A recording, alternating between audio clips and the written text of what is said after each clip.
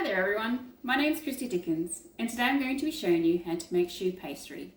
Choux pastry is a French style pastry that is used to make chocolate eclairs, profiteroles and cream puffs. Now it has a bit of a reputation for being difficult to make, but follow along with me and I'll show you some handy tips to make sure that your choux pastry is amazing every time. So here's a look at some of the equipment we need to be able to make our choux pastry today. To start off with, we'll need a measuring spoon and cups to measure out our ingredients, a knife to cut our butter and our profiteroles at the end, a heavy base saucepan with a wooden spoon, a silicone spatula to help us get our batter out, a stand mixer.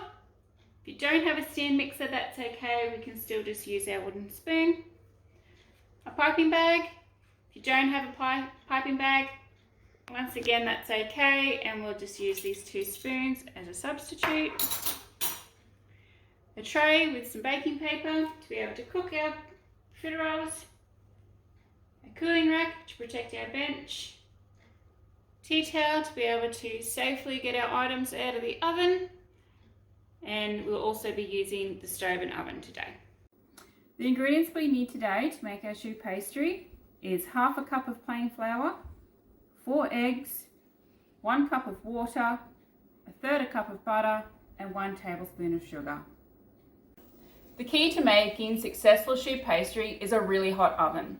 Choux pastry is unique in that it doesn't use chemical leavening agents to create that rise and airiness within the pastry. Instead, it uses steam and heat, which is what we want, so we have a nice light airy interior and a nice crispy outer shell. Preheat the oven to 200 degrees Celsius. Okay, so we start off by adding our 1 cup of water, our 1 tablespoon of sugar, and our third cup of butter. We need to make sure that all the butter is melted and the water is just starting to come to a simmer. As you can see, our water's just starting to bubble. Now it's time to add all our flour at once. And we stir with our wooden spoon. It will look quite lumpy to start with. Keep stirring, and what we're looking for is that the flour to combine and it will start to form a ball and come away from the sides of the pan and the bottom of the pan.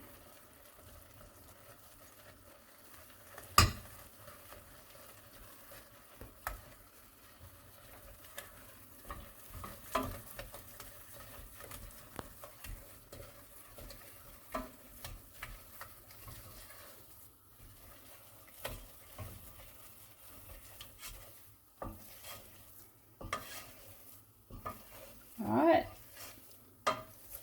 it's now starting to form a ball, it's come away from the side. This is where we want to be. A common complaint when making choux pastry is that the pastry tastes eggy. One of the reasons for this is that the pastry is too hot before adding our eggs in. One way we can get around that is by beating the heat out of the eggs. We're today using our stand mixer. If you don't have one, you can just simply keep beating it with your wooden spoon. Alright, so you can just use your wooden spoon. As you can see, there's some heat being released. To make it quicker, you can also use the stand mixer. This process normally takes 3 minutes or so, just to ensure that all the heat is released. Now that we've released most of the heat out of our pastry, we need to start adding our eggs one at a time. To start with, the pastry will look quite lumpy, but as we get to the last egg, it'll start to become very silky and smooth. We'll know we've gotten to the right consistency because it will be nice and soft and just fold over onto itself. Let's start adding them.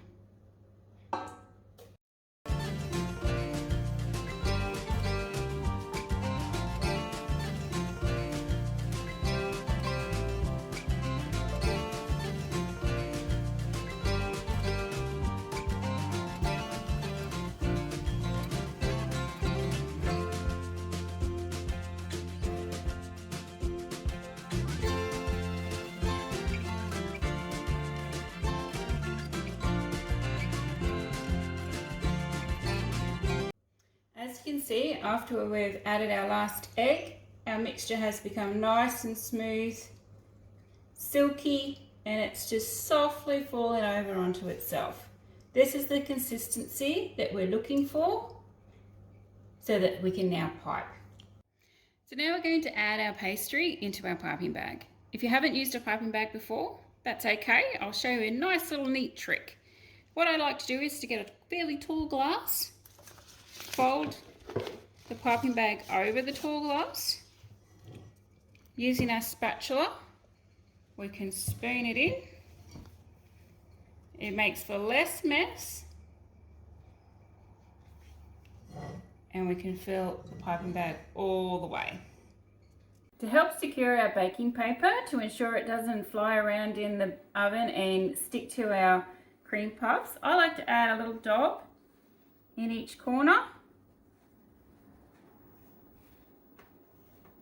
securing the paper.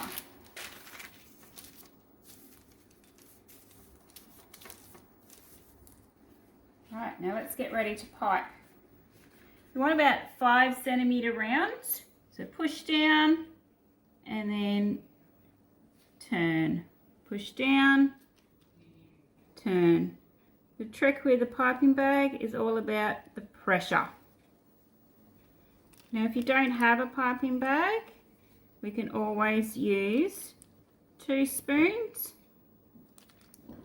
to put our cream puffs out. Make sure you wet your spoons with some water. Grab some of your mixture and dollop it on.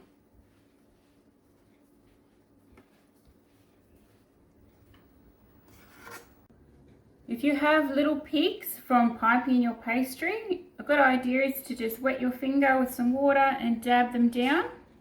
This stops just the tops of them burning and also gives a nice shape. So another little trick is to just use your fingers and to flick some water onto your tray.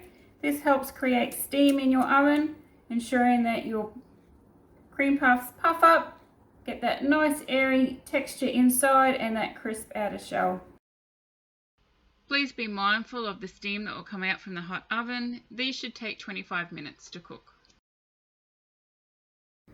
Alright, our 25 minutes is up and our cream puffs look cooked.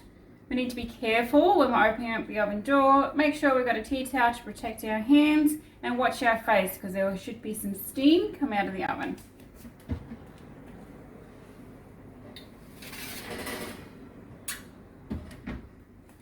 Alright, we need to protect our bench and place our cream puffs on a cooling rack. This stops them from going soggy on the bottom and helps them to cool down quickly.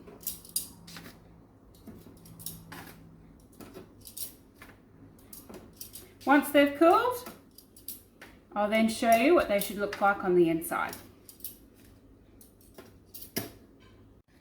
As you can see, our cream puff is nice and crispy on the outside and we should be nice and airy on the inside. Let's open him up. Careful with your knife. Yep, you can see the nice big air bubbles. This is exactly what we want. And now they're ready to fill. Otherwise, you can just leave them in the freezer and pop them out whenever you want to impress.